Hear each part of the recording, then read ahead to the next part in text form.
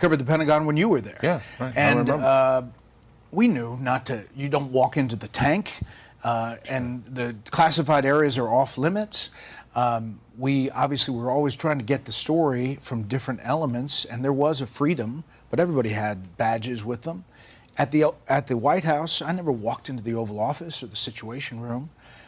These are stipulations that essentially are changing the dynamic about how to get information and how they disseminate information.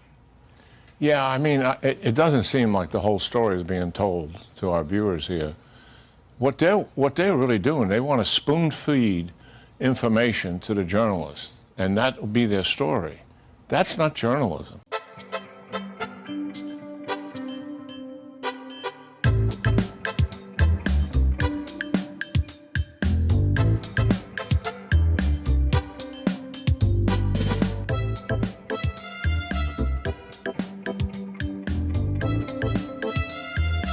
Here to comment on that and tell me a little bit more about the new policy over at the Pentagon is Tom Bowman. He's a Pentagon reporter over at NPR. Tom, Mike Leon, thank you so much for hopping on the podcast with me. Hey, Mike, good to be with you. You know, Tom, you've been doing this for so long. I would love to get not only your reactions to my former colleague there, Brett Baer, when I worked at Fox News, but also explain to our audience, one of the things we love doing here is this moment of literacy. People may be uninitiated. They don't know about this Pentagon new policy in terms of the rules and the walkout from all of the Pentagon reporters there and the signatures that were needed to sign off on this. Can you kind of 30,000 foot overview explain what is this new policy and what happened over these last couple of weeks between the press and the Pentagon? Well, first of all, the new policy basically says we can't solicit information, even unclassified information, from folks at the Pentagon. And that's really the crux here. And I think General Keane is absolutely right. They want to spoon feed us information that we can't report on anything until the Pentagon releases it. And he's right, that's not journalism, it's stenography. And Brett was right too. There are certain places in the Pentagon we can't go to, these highly classified areas. So it really is it's curious what they're trying to do. I don't think we really understand it. All we can say is this, that Pete Hegseth, from the time he came in, there have been some embarrassing stories about him from his own making. He was firing people. He couldn't get good people to come work for him. The office was in disarray. He threatened to polygraph certain generals and admirals. And then, of course, Signalgate, where he was trading classified information over unsecured channels, Signalgate, and also sharing it with people who did not have security clearance, including his wife and also his brother. So a lot of us are scratching our heads thinking, maybe this is because he just doesn't like the press, and he's using this as an excuse to just kick us all out of there. It just doesn't make any sense. And again, not like we're going to stop reporting. We're going to keep reporting on the military, what's going on at the Pentagon, what's going on in Hegseth's office. And I'd like to note, too, that there was an Inspector General's report because of this Signalgate affair, sharing classified information, even though they deny it was classified. That report has been completed. It's sitting in Hegseth, his office, and it is yet to be released. So we're going to, obviously report on that when and if it is released. So, Tom, let me ask a follow-up here before I get into Hegseth overall and how I happen to know him, funny enough, as a former weekend PA on Fox and Friends. Who knew? Maybe, Tom, I could have ran the Pentagon if I just stayed for 20 years. But let me ask you the follow-up, which is, what does change in terms of the way you cover the Pentagon? Idris Ali is a friend of ours. He comes on this program a lot to kind of explain. He's traveled with DOD, now DOW.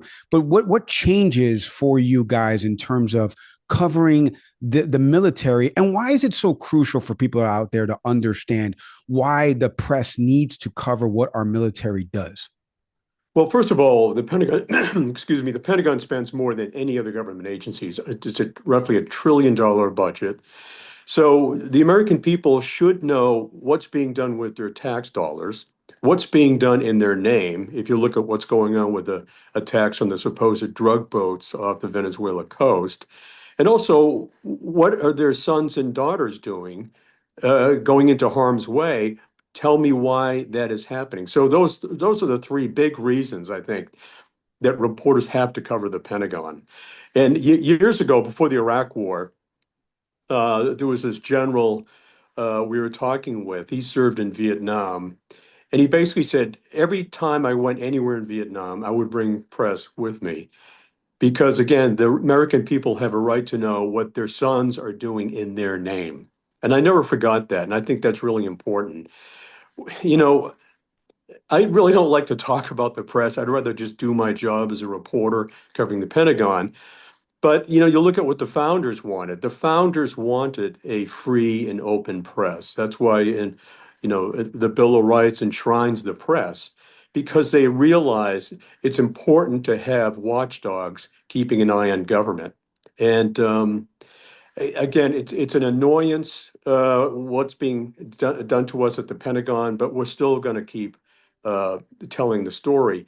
It hampers our style clearly because you can't walk into the Pentagon and walk up to a press officer and say, you know, what's going on in your area. The press officers have broken into various areas like Pacific, Middle East, South and Central America. So we could walk up and just chat them up. What are you hearing? What's going on there? Or also the benefit was seeing admirals and generals in the hallway and just walking up and saying, what are you hearing out there? You know, what's going on that we should know about? Or also, you know, what are we missing? What are we not covering that we should be covering that you know about? And this isn't sharing classified information. A lot of times it's just direction. You know, I'm hearing this general, and the general may say, well, Tom, that's like half right, but it really is, the story's kind of heading in this direction. You're kind of half right. So that was a benefit to everybody. It was a benefit to the reporters, to the people in the Pentagon, and also, again, to the American people to find out what's going on. And again, you look at the Venezuelan drug boats, supposed drug boats, and the attacks on them. I think we're at number 7 now. Even Congress is, I've told by a guy in Capitol Hill, being given a trickle of information about what's going on here. So again, it doesn't help anybody. And it really hurts the American people not getting a sense of what's going on at the Pentagon. Yeah. Yeah, I want to get into the Venezuelan boat stuff in just a second. Let me ask you a follow up on Pete Hegseth, and not just to belabor the point, but when Pete was put up for the confirmation of this position, you know, as I mentioned before, I worked at Fox News formerly as a PA and a writer, and I got about 3 or 4 text messages from people that work on the show, still work there, and all were like, woefully underqualified. Like, this is insanity that you would even put somebody like a Pete Hegseth. I think the last time he managed somebody or managed a group over 40, 50 employees was at a nonprofit. So has no experience managing the largest military in the world, especially from the budgetary part of this. And I remember talking to Idris. We had Idris on the show, and Idris, I guess a lot of the feelings in the Pentagon press corps community was, who is this? I never heard of this person. He's a weekend co-anchor. So I don't know who this is. Now that you've seen the actions of the Pentagon, given your experience and how long you've been covering this, Tom, is the house on fire, or is there just a lot of smoke coming from the house? What is so different about Pete Hegseth and the way he is leading DOW versus the way other folks have led over at the Pentagon? Well, I wouldn't say the house is on fire. I would say that it's in disarray. That again, he can't run a large organization. He never has. I think the important thing is you have really good admirals and generals in key positions, like in the Pacific and uh, the Middle East, Central Command, and also in Europe. So if anything happens around the world, you're going to have really, really competent people at the helm if something bad happens. I think that's what everyone should know. I'm told that Steve Feinberg, the Deputy Defense Secretary, is doing a pretty good job. I mean, he's basically running the place because, again, Hegseth has no experience, and he's running around doing push-ups and getting in helicopters, flying in warplanes out in Nevada. You just never see that, where a defense secretary will be running around with the troops as opposed to sitting there and doing his job. So it's hard to say if there's a tipping point. Is it just he's embarrassing to the administration, or programs and projects just aren't being overseen correctly?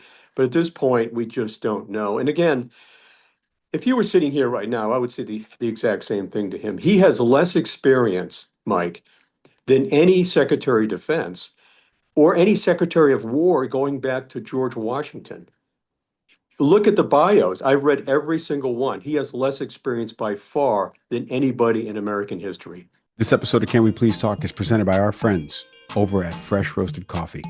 Delicious tasting coffee since 2009. They've been our proud sponsor. You see the promo code there. Look at this. They sent me this beautiful kit right here. Listen to that. Listen to that seal coming out, right? What's in it? Environmentally safe, compostable K-Pods. I love the dark Mexican blend. You can go to their website right now, take the quiz. That quiz is going to put you with a flavor profile. Listen to that sound of the coffee that you're going to be matched up with. Go to freshroastedcoffee.com. Click the link right now in our show notes.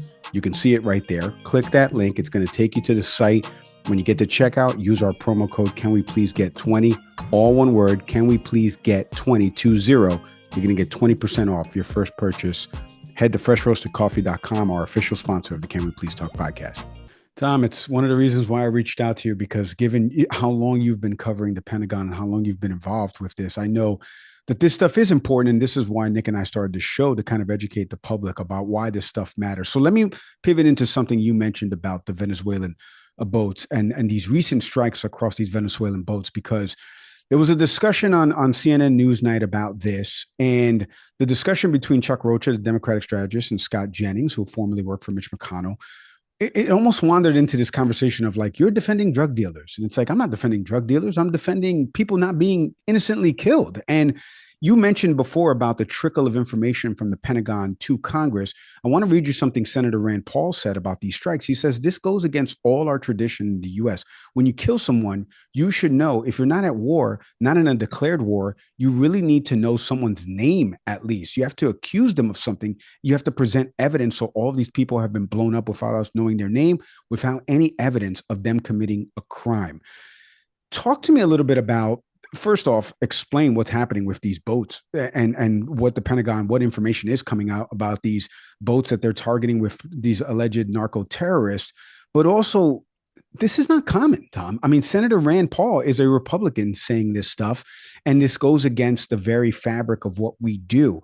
Explain to the audience why this is important and why this story should be getting more attention. Well, there are a lot of questions here. First of all, they say they're going after narco traffickers, and they're saying these people are narco traffickers on these boats. And again, 7 boats have been either attacked or boarded. So they're not giving any information about exactly who these folks are. There's no immediate threat to the U.S. military they're not shooting at anybody, the folks on these boats, and you're not at war with Venezuela. So there's a serious question about this being an illegal order that the military wouldn't have to carry out, but they are carrying it out. And it's also important to note the head of Southern Command, Admiral Halsey, decided to retire early. He's only 1 year into what generally is a 3-year job. There's active fighting going on in his area of responsibility. No one has ever heard of a combatant commander leaving this early into a 3-year term while there's fighting going on in his area. Highly unusual. And I'm told that he had reservations about these attacks on these drug boats.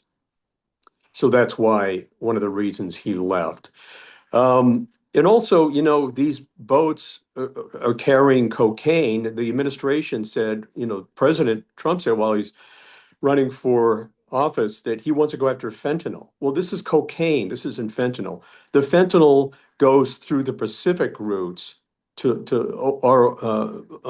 by water, or it goes over land into Mexico. So you're not even going after the drugs you claim are the most dangerous.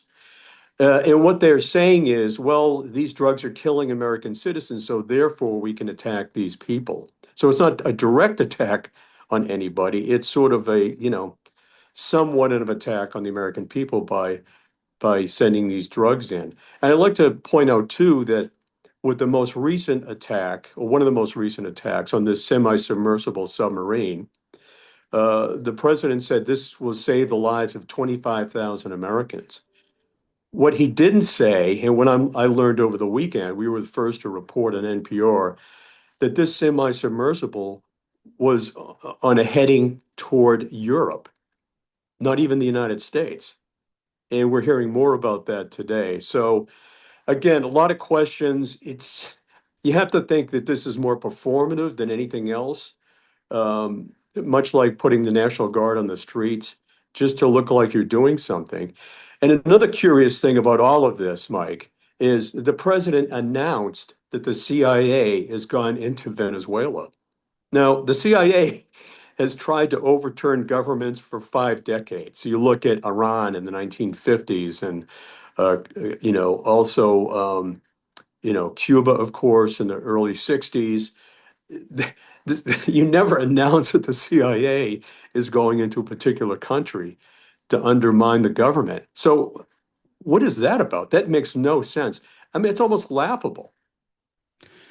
Tom, you said the word performative, and it funnels into this follow-up question because a few weeks ago or a month ago, I forget when it was now because the timeline is so scattered with all the news and information coming out. But you had all the military generals that came into DC, Virginia area, this big presser that was done by Trump, a lot of the same hits repeated in his speech, and then a lot with Hegseth's speech in terms of what was going to take place, new changes at the military, no more fat generals and things like that.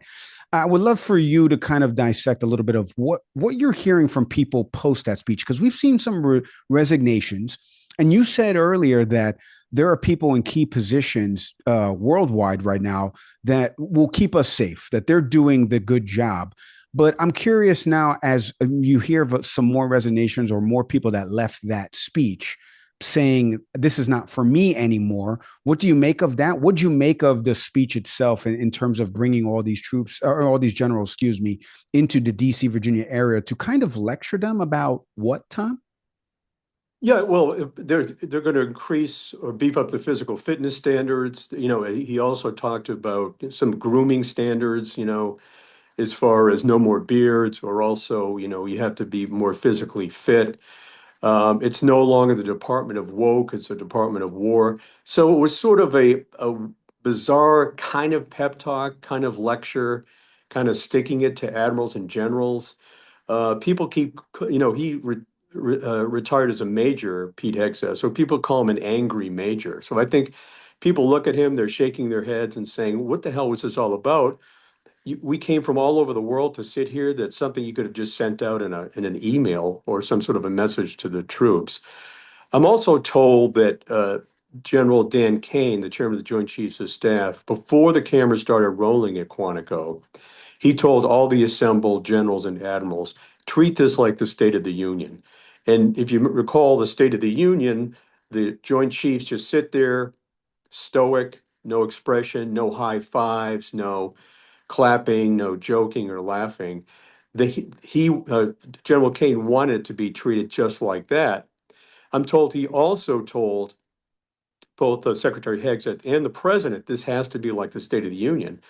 And you saw Trump kind of brush that aside because as soon as he came out, he said, well, this is kind of a silent room. Remember, you can clap if you want to, or so forth and so on. So I think, again, people are just seeing this as just something really bizarre, and they're having a hard time getting their arms around. As far as resignations, I don't think you're going to see many as a result of this. I think their attitude is keep my head down, follow lawful orders, and do my job. But clearly, there's really, I would say, Hegseth has had a chilling effect on the entire military, particularly with senior officers. Well, that's why we have people like you on, Tom, because I didn't know that little tidbit, and that's probably why the reaction in the room and why Trump said what he said. Before I let you go, Tom, I did want to ask you because it funnels into another follow-up beautifully. You're knocking these out of the park, Tom. Just for people to know, I never gave Tom the questions, but you're hitting them out of the park like beautifully here, Tom. I would love to know how we are perceived globally now that Hegseth, because, here in the US, obviously, I just mentioned my background in television and knowing Pete Hegseth. You just mentioned he never rose past a major. He's an angry major. So here domestically, we all know not qualified person leading the military when we have a potential with China invading Taiwan. We have the war in Ukraine going on. There's a lot of serious things militarily that are happening that require serious action and serious people. How are we perceived? Because I know Secretary of War Hegseth gave some speeches with NATO, went out there in Europe. He's been on the global stage now through this administration. What are you hearing as you've traveled over the years? I'm sure you have with Lloyd Austin and others. What are you hearing now from the international correspondents or anybody out there about how we are perceived militaries? The United States perceived as this running joke, or no, hey, they still got the tanks and the drones and the weapons, and they're still the United States of America? No, I think the sense is that the U.S. is still obviously the key world power. I think there's people, again, scratching their heads like the Pentagon press corps about what's going on here, who is this guy? But I think there's still a lot of respect, again, for the American senior officers around the world with their counterparts in, let's say, Europe. I think they're trying to figure out the way ahead, particularly with something like Ukraine. Will the U.S. offer weapons? Will they not? Will they just let Europe buy the weapons for Ukraine? But again, I think, I reach out more to embassies now because we're trying to find out what's going on through other sources, Capitol Hill, the embassies, and some of the people I talk with at the embassies are also shaking their heads about what is this guy all about? How is it that he is Secretary of Defense? What's the future of our relationship with the United States? Will they pull troops out of Europe? Will they send more troops down into Poland? So I think people are asking me these questions, and I say I wish I could tell you because we're not getting a lot of information, and it seems like the story changes every day with regard to Ukraine and whether or not President Trump will provide the necessary weapons for Ukraine. But Europe is basically saying, we may be at the point now where we can't really rely on the United States anymore. We're going to have to kind of go it alone. I think that's kind of the sense you get from some of these people. More great reporting over at npr.org. Do me a favor, follow Tom Bowman and all the articles that he's written out there and the important work that he's doing covering the Pentagon. Tom, I can't thank you enough for hopping on the podcast. Continued success. Please stay safe, my friend. Okay, Mike. Enjoyed it. Thanks. Everybody wants cheap airfare, but where do you find it? You call low-cost airlines. They specialize in cheap flights, discount hotel rooms, cheap car rental rates, and with a best price guarantee. If you want the lowest prices on your airline tickets or other travel services, call now. That's right, call. That's the only way to get these rates. Experts are standing by 24/7 to get you the cheapest airfare and hotel rates available. So don't wait. Call now. Hey, everybody. Mike Leon from the Can We Please Talk podcast. Thank you so much for watching this clip. Do me a favor. Hit subscribe. Going to get more content from us over at Can We Please Talk.